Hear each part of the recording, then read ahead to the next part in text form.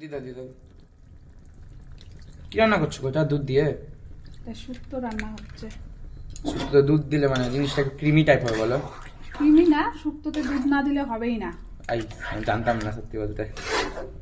এটা অনেক রকমের সবজি আছে, করলা শুদ্ধ আছে, তারপরে বড়ি আছে। বড়িটা মানতে পারলাম, করলাটা মানে করলাটা এইটা খেয়ে দেখবি, করলা তেতো লাগবেই না, এত সুন্দর করে রান্না করা আছে। তাহলে তো ঠিক আছে। দিদা দিদা কি রান্না করছো গোটা দুধ দিয়ে? শুক্তো রান্না হচ্ছে। শুক্তো দুধ দিলে মানে জিনিসটা ক্রিমি টাইপ হবে বলো? ক্রিমি না, শুক্তোতে দুধ না দিলে হবেই না। আমি জানতাম না সত্যি বলতে। এটা অনেক রকমের সবজি আছে, করলা শুদ্ধ আছে, তারপরে বড়ি আছে।